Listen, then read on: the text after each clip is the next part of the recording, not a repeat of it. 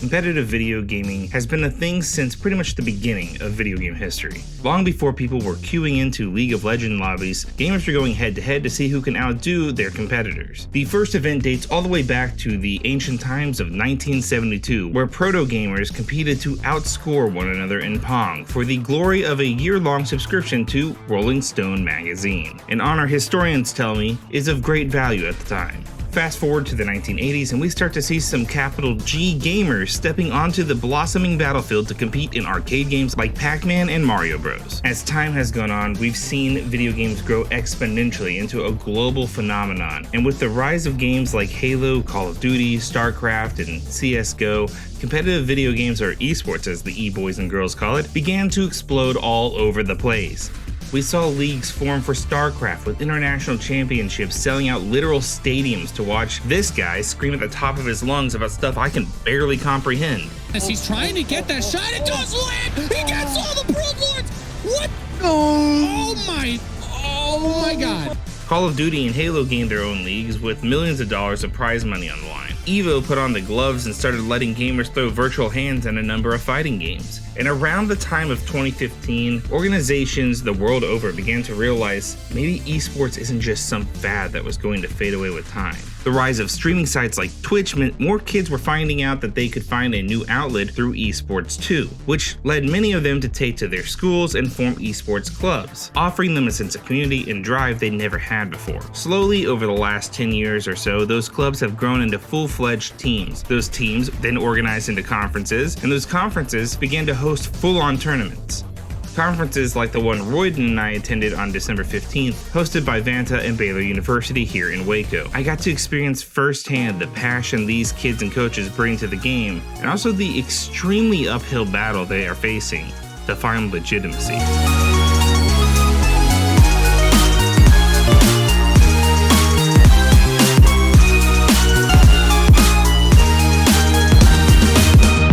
Vanta Esports has risen above the rest to become the official esports platform and sponsor of the UIL. And as I walked the floors of the Herd Center, watching these impassioned players working together to claim a state title, I wondered why the UIL was holding out.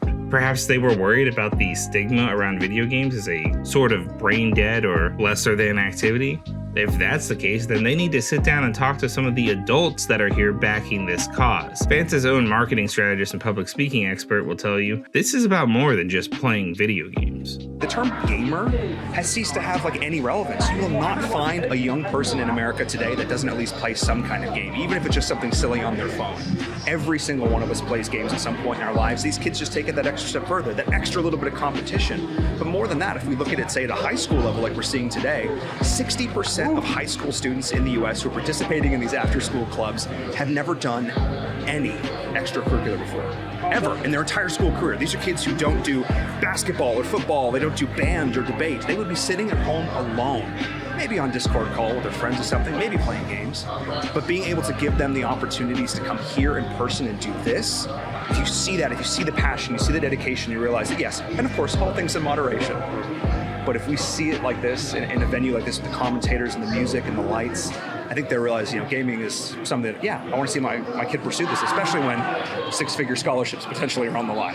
And with 88% of kiddos putting in the work on a controller, it's no wonder stories like Shay Williams of COPE, that's the Coalition of Parents in Esports, are so common. Yeah, my kid was incredibly athletic. He's also brilliant in school, so he played traveling soccer. But I realized that when he got home and he was playing Fortnite or he was playing Roblox, that he was actually way more engaged. He seemed to be getting more out of it. He also seemed to be connecting with the other players in ways that he wasn't connecting with the kids on the football field or something else. And so that, to me, I could see that it was inspiring him. And that's what you want. You want your child to realize that it really takes hard work to get to be good at something. So I was seeing that, but I was also seeing all these incredible soft skills he was doing. I was realizing that it was inspiring him to pursue technical fields, to learn how to, manage his own computer, build his own computer. Yeah. Amazing.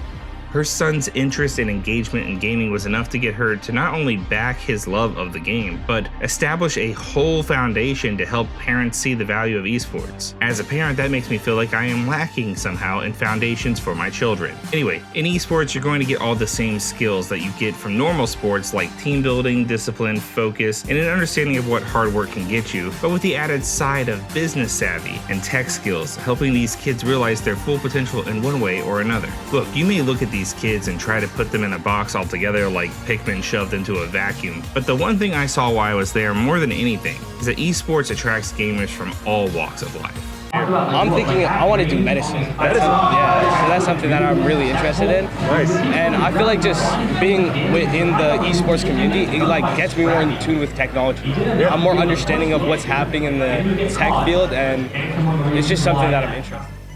Lastly, that sense of community I was talking about, it's astonishing to experience in person. These kids come together from all different parts of the state, all different walks of life, to share in this experience together and achieve something great. Look, if you don't have a kid or have a kid but don't have one that's into video games, you may be asking why you should even care. Well, it's not just because these kids are striving to find their people and have that same sense of camaraderie that traditional athletes do, or because the sponsorship money could be huge, or even the incredible scholarship opportunities that exist, though those are huge. It's because of stuff like this.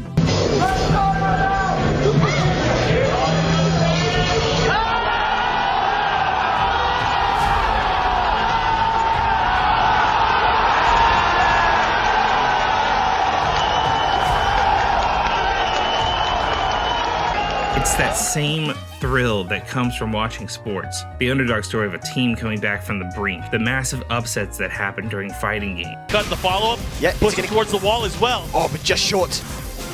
But man, he can kill him. He has Rage Art, and that's gonna... Oh my God! He got him! Is it dead? He's Is dead. it dead? He's on the other side, and It's that's dead! never mind. JDCR! 3 rounds straight versus the robot! The clutch wins that can happen during FPS. I mean, every game has its own unique moments that can happen, and it's thrilling to be part of the audience and see the expression on these kids' faces as something incredible happens.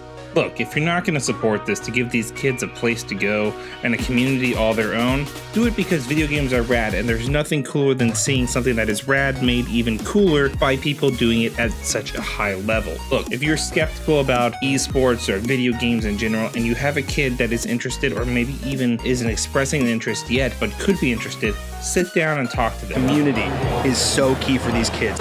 To be able to go spend a whole day here hanging out with their friends, yelling, screaming, having fun, doing something they would never normally be able to do, and be able to show their parents the things they're so passionate about. Go to one of these events. Take the kids with you to one of these events and experience it yourself so you can see just how cool esports really are.